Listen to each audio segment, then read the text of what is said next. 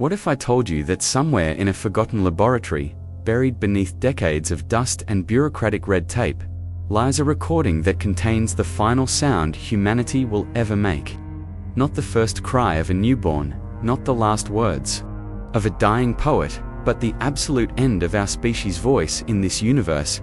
Today, I'm going to tell you about Dr. Marcus Holloway, a man whose obsession with capturing the impossible led him to hear something that should never have been heard by living ears. In 1973, deep within the underground research facilities of Stanford University, Dr. Holloway was working on what he called Project Kronos Echo.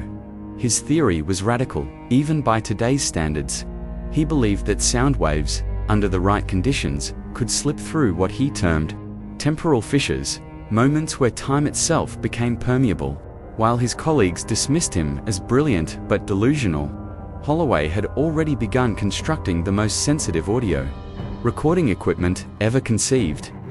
The device he built was unlike anything that had come before. Picture a room lined entirely with specially designed acoustic panels, each one containing thousands of microscopic sensors capable of detecting vibrations at the subatomic level. At the center sat Holloway himself, connected to the machine through a neural interface of his own design, a crown of wires and electrodes that allowed him to literally hear through the machine's ears for months. Holloway sat in that chamber for 12 to 16 hours a day, listening to what he called the whispers between seconds. He documented everything: the sound of molecules dancing in the air, the electromagnetic hum of the Earth's rotation, even what he claimed were the dying echoes of the Big Bang itself. His research notes from this period read like the journal of a man slowly losing his grip on reality, filled with increasingly frantic observations about sounds that existed beyond normal perception. But on November 5, 1973, at exactly 3:47 in the morning, Dr. Holloway heard something that changed him forever.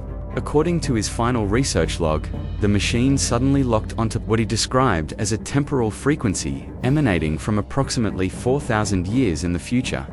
What came through those speakers was not the sound of a thriving civilization or the hum of advanced technology. It was silence, but not empty silence, a silence that carried weight, meaning finality. Holloway described it as the sound of the last human breath, amplified and stretched across millennia. But it wasn't just one voice.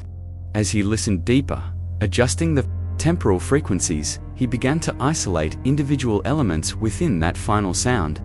There was the echo of the last child's laughter, recorded on some distant day when no one knew it would be the last. The final time someone would say, "I love you," to another human being. The last door that would ever close.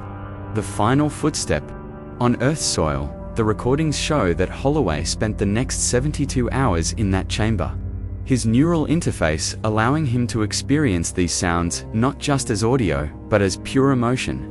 Lab technicians found him 3 days later, catatonic, his hair turned completely white.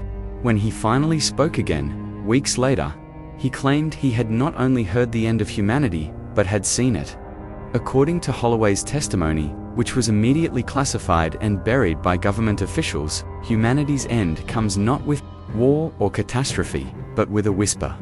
He described a world where the last surviving humans gather in a single location, an underground chamber much like his own. They're not afraid, he said. They're tired of being the only voices left in a universe that has grown cold and silent around them. The final sound, Holloway claimed, was the collective exhalation of the last 12 humans on Earth, breathing out together in perfect synchronization, and then simply choosing not to breathe in again. But what terrified him most was not the sound itself, but what came after. In the absolute silence that followed, he heard something else, listening, waiting. Something that had been patient for so very long. Holloway's mental state deteriorated rapidly after the experiment.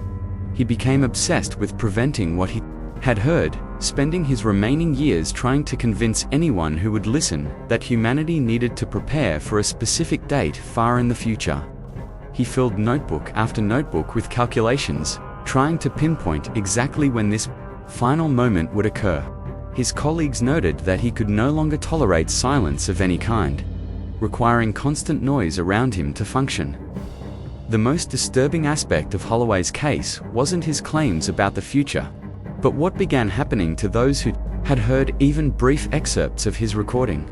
5 of his research assistants, who had been present during the experiment, reported the same recurring dream. They were standing in a vast empty space, and in the distance, they could hear voices, counting backward from an impossibly large number. Each night, the number got smaller. Dr. Sarah Chen, Holloway's closest colleague, documented her own experience with the recording before her death in 1975. She wrote that after hearing just 30 seconds of the temporal audio, she began to perceive every sound differently. Children's laughter carried undertones of finality. Music seemed to echo from a great distance. Even her own heartbeat sounded like a countdown. The government seized all of Holloway's research in January 1974, classifying it under national security provisions that remain sealed to this day. Holloway himself was committed to a psychiatric facility where he spent his final years in a padded cell. Not for his safety, but because he could not stop screaming whenever the facility became too quiet. Nurses reported that he would press his ear to the walls for hours, claiming he could still hear the echoes of the future bleeding through. But here's where the story takes a turn that will haunt your dreams. In 2003, a janitor, working the night shift at the abandoned Stanford facility, reported hearing sounds coming from the sealed laboratory. Security footage showed the room was empty, but the audio equipment, which should have been powered down for decades, was somehow still recording. When investigators finally opened the chamber, they found something that defied explanation. The machine was not just running, it was evolving. The original equipment had somehow grown, with new components that appeared to be made of materials not found on Earth. The neural interface crown had multiplied, creating dozens of connection points, as if waiting for multiple users. And playing on an endless loop was a new recording, one that made even seasoned investigators physically ill to hear. This new sound was not the end Holloway had originally captured, but something far more disturbing. It was the sound of that same final moment, but played in reverse. Instead of the last human voices fading into silence, it was silence giving birth to the first sounds of something new, something that had learned to speak by listening to us die. The facility was permanently sealed after 3 more. Investigators suffered complete psychological breaks, but according to leaked documents, the recording equipment continues to operate, now apparently receiving transmissions from multiple points in time. Recent reports suggest it has begun picking up sounds from the past as well, including what may be recordings of historical events that were never documented. What makes this story truly terrifying is not what Dr. Holloway heard from the future, but what he may have inadvertently created. By building a device capable of hearing across time, he may have established a connection that works both ways. If something in the future was listening to the past, then his machine may have given it a way to reach back and touch our timeline. The few surviving documents from Project Chronos Echo include a final entry in Holloway's research log, written just before his mental collapse.